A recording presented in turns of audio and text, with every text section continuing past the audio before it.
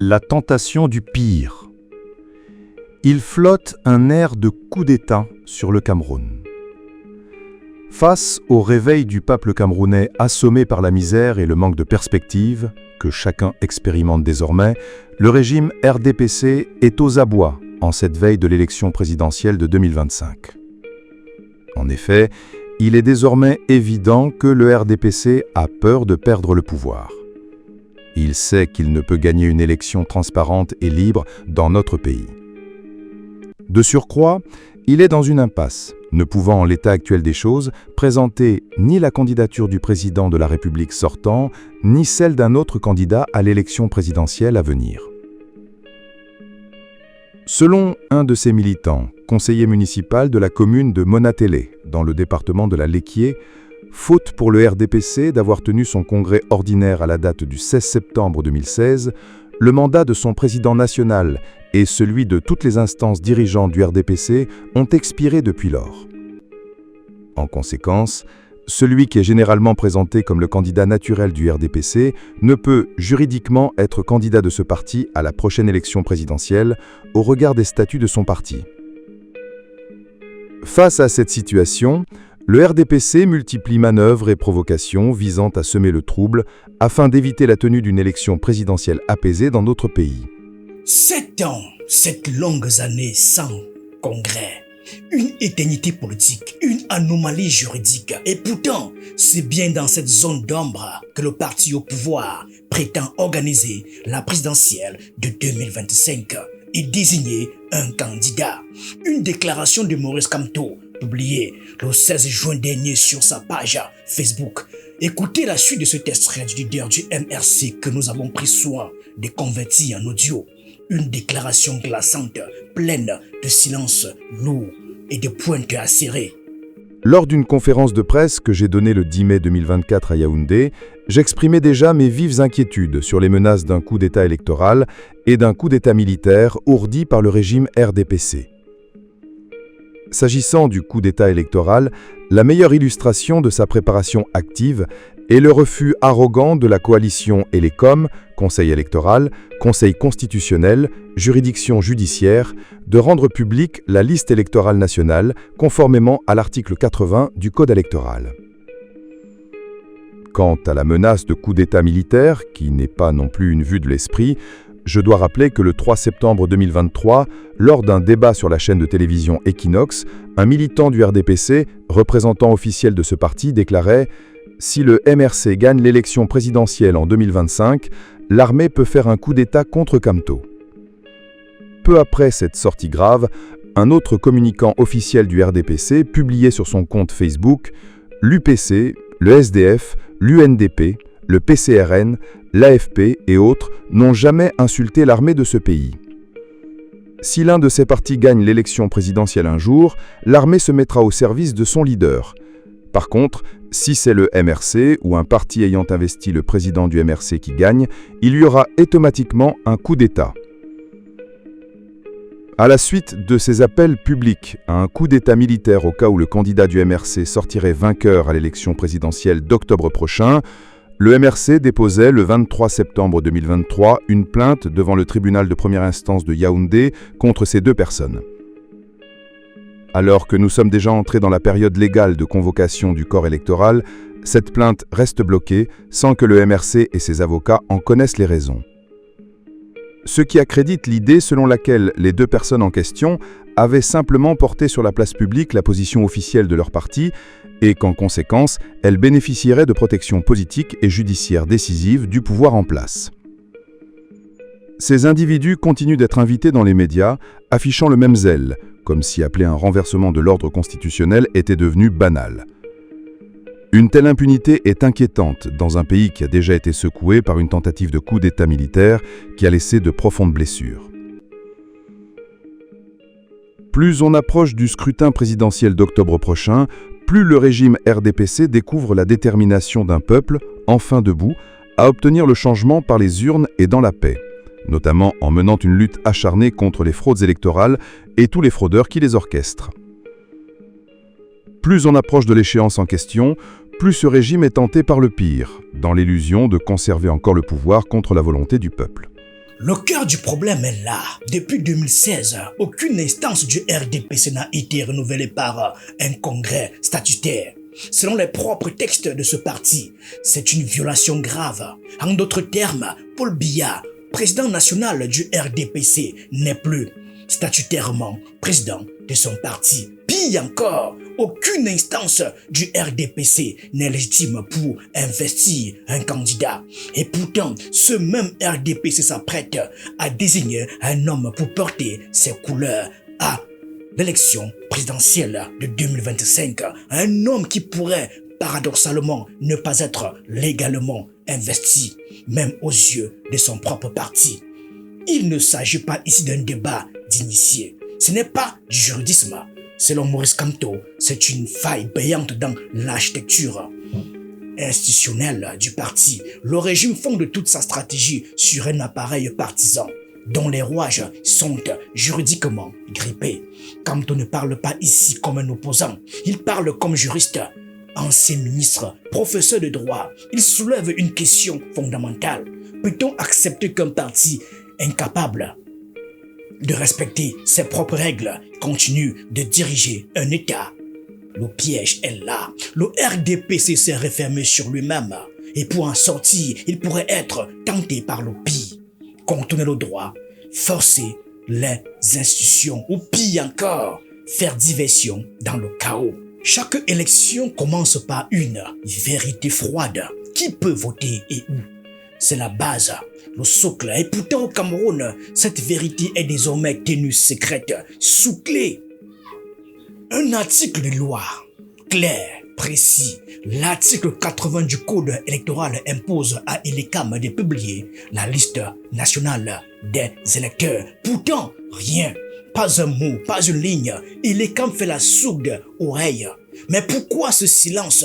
Pourquoi cette dissimulation d'un outil aussi essentiel à la transparence démocratique? La réponse est crue. Parce qu'on prépare le terrain à la fraude, à la substitution, à l'annulation du vote par le vote fantôme, dixit Maurice Kamto.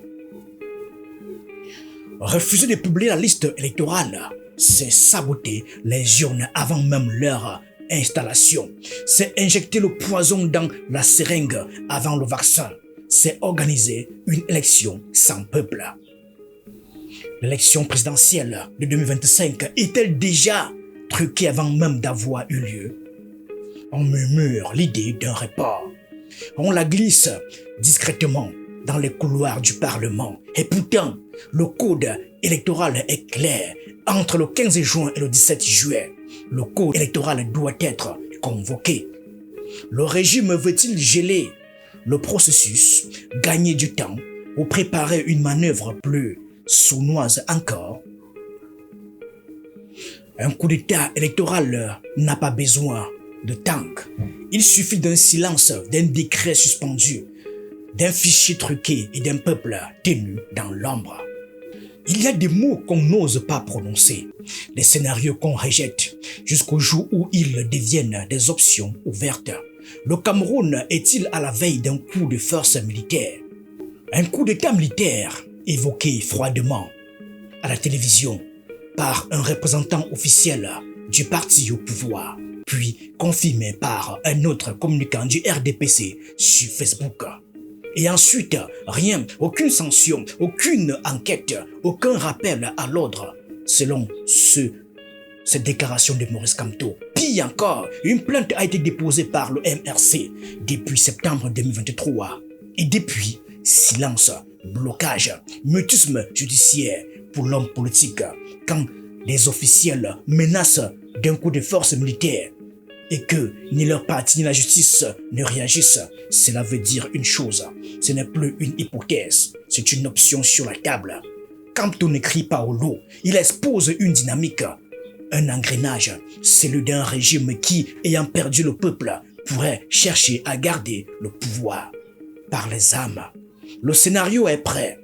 L'illusion d'un scrutin libre, le chaos organisé et à la fin, des bottes sur les pavés. Une version camerounaise du pire scénario guinéen ou gabonais. Le coup de force n'est plus un mythe. Il a été annoncé, répété, toléré est désormais intégré à la stratégie de fin de règne. Comme vous l'avez constaté, le succès populaire du meeting MK25 du 31 mai à Paris a littéralement mis en transe le pouvoir, comme le montre l'abandon par certains ministres de leur travail, que l'on croyait absorbant, au profit de sorties ubuesques sur les réseaux sociaux. Le plus étonnant, c'est leur nervosité lorsqu'on exprime sa désapprobation légitime devant l'exposition publique indécente d'un patriarche ou lorsqu'on s'engage, dans un souci d'apaisement et de rassemblement, à protéger le président de la République en fonction et sa famille. C'est à croire qu'ils auraient plaisir à montrer ainsi, de façon choquante, un homme qui a son âge comme chacun a le sien et qu'il se préparerait à le malmener dès qu'il cesserait d'occuper ses fonctions actuelles. Telle n'est pas notre conception des choses et aucun mensonge ne changera les faits. Notre connaissance des expériences historiques d'édification des nations nous enseigne la pondération, afin d'épargner le pays des cycles de revanche. Trop de rancœurs ont été accumulées depuis les massacres des upécistes, notamment à partir de 1955, à ceux plus récents des régions anglophones, et les violences contre les militants du MRC, pour qu'un dirigeant camerounais patriote qui aspire à la lourde responsabilité de la conduite de la nation ne soit pas habité par le souci d'apaisement, voire de guérison des mémoires plurielles blessées. Reconstruire l'unité de notre pays est une de mes missions primordiales. L'ébranlement du pouvoir en place par le meeting de Paris est attesté par ailleurs par la construction mensongère et puérile faite par les officines du régime autour de mon rappel aux Camerounais que seule la détermination et le sens du dévouement permettent de réaliser le changement par l'alternance démocratique auquel ils aspirent, comme l'a montré courageusement le peuple frère sénégalais aux mains nulles, malheureusement au prix d'un lourd bilan humain. La construction démagogique du régime autour de cette évocation purement factuelle sonne faux et renseigne encore plus le peuple camerounais sur le rapport difficile du régime RDPC à la vérité. Il n'est pas juste que le secrétaire général du comité central du RDPC qui ne se soit senti obligé de publier le 10 juin dernier une longue tribune à ce sujet. Le même jour, à l'occasion de la rentrée parlementaire de la session de juin 2025, le président du Sénat et celui de l'Assemblée nationale, du haut des tribunes de ces assemblées respectives, ont condamné hypocritement la violence verbale, les attaques contre l'harmonie sociale et les prophètes du chaos. Faut-il rappeler que le président de l'Assemblée nationale est celui-là même qui avait organisé, en compagnie de plusieurs de ses camarades ministres et devant des autorités administratives et des forces de sécurité, le 14 juillet 2018 à Maroua, l'incendie en public des t-shirts et écharpes du MRC. Le pire, c'est ce qu'on pense impossible. Jusqu'à ce qu'il arrive, Maurice Kamto n'accuse pas, il décrit. Et ce qu'il décrit glace le sang. La ligne rouge est là, posée. Si on touche à l'élection, si on retarde le scrutin, si on tente une fraude massive, le peuple pourrait se lever. Ce n'est plus de la politique, c'est de la survie démocratique. Maurice Kamto n'est pas seul dans ce combat. Depuis quelques semaines, la tension monte. Les accusations de fraude, les intimidations, tout cela montre que le régime ne prépare pas une élection, il prépare une riposte. Le pire, Maurice Kamto le nomme, il l'annonce, il le redoute, mais surtout il le rend visible. Comme pour dire, vous ne direz pas qu'on ne vous avait pas prévenu. Il y a un chemin, il s'appelle l'urne. Il y a une sortie, elle s'appelle le vote. Mais encore faut-il que le régime accepte de jouer sans tricher, car si la tentation de pire devient action, alors tout peut basculer. C'est dans ce climat de fébrilité du pouvoir en place que l'on parle à nouveau des projets de coup d'État ruminés dans certains cercles extrémistes du régime. En ce qui concerne le coup d'État électoral, outre le refus arrogant des LECAM de publier la liste électorale nationale, comme le prévoit l'article 80 du Code électoral, les diverses manœuvres du directeur général de cet organisme pour décourager les inscriptions des Camerounais sur les listes électorales, certains jusqu'au boutistes envisagent le report de l'élection présidentielle d'octobre prochain à l'occasion de la session parlementaire de juin en cours. Il convient de rappeler aux porteurs d'un tel projet que depuis dimanche 15 juin, le Cameroun est déjà entré dans la période de l'élection présidentielle de 2025.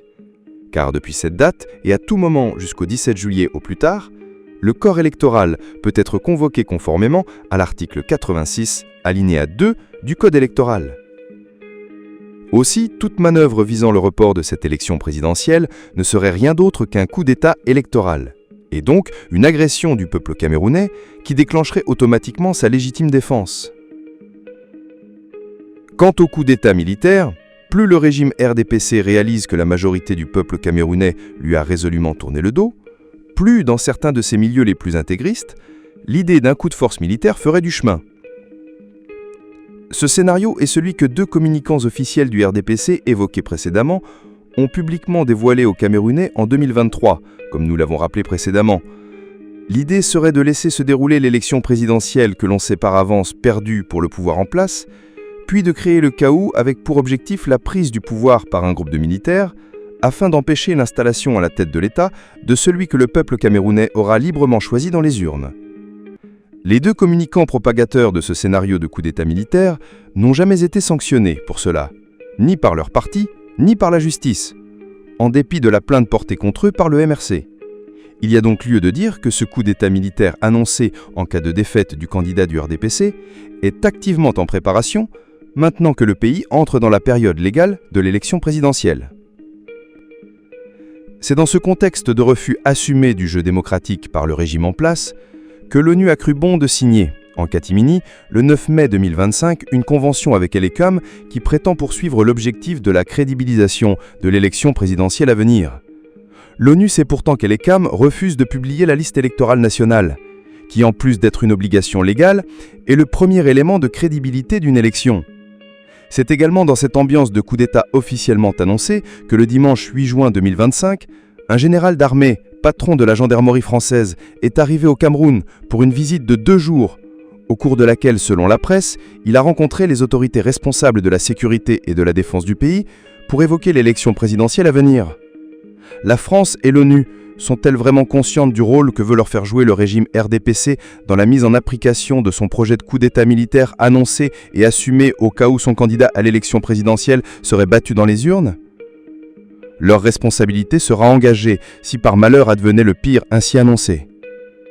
Fête à Yaoundé, le 16 juin 2025, Maurice Kamto, candidat à l'élection présidentielle de 2025. Le pire, ce n'est pas la violence, ce n'est pas l'émeute, ce n'est même pas la guerre. Le pire, c'est de croire que rien ne changera jamais. C'est ce poison lent qui anesthésie les peuples jusqu'à ce que l'explosion devienne inévitable. À lire cette autre sortie de Maurice Kamto, le régime RDPC n'a pas peur du chaos. Il en vit, il en joue, il en fabrique. Le désordre est devenu sa stratégie, le flou, sa doctrine, l'ambiguïté, son mode opératoire. Mais ce qui était hier une tactique devient aujourd'hui un danger. Car l'histoire avance, le peuple change. Les jeunes ne veulent plus patienter. Les exilés ne veulent plus rester muets. Et ceux qui n'avaient plus d'espoir recommencent à espérer. Voilà ce que redoutait le pouvoir, ce moment où les Camerounais cessent d'avoir peur. Maurice Kamto ne parle pas d'une révolution, il parle d'un réveil. Et ce réveil, le régime ne le comprend pas parce qu'il ne l'a jamais connu. Lui vit dans une boucle, un éternel présent, une répétition du même, une illusion d'immortalité politique. Ce pays n'a pas besoin d'un sauveur, il a besoin d'un sursaut. Ce peuple n'a pas besoin d'un miracle, il a besoin d'un vrai choix. Et ce système n'a plus d'alibi. La tentation du pire rôde, mais la volonté du meilleur existe encore. Elle s'appelle lucidité, courage, éveil, et elle est déjà en marche. Merci à tous.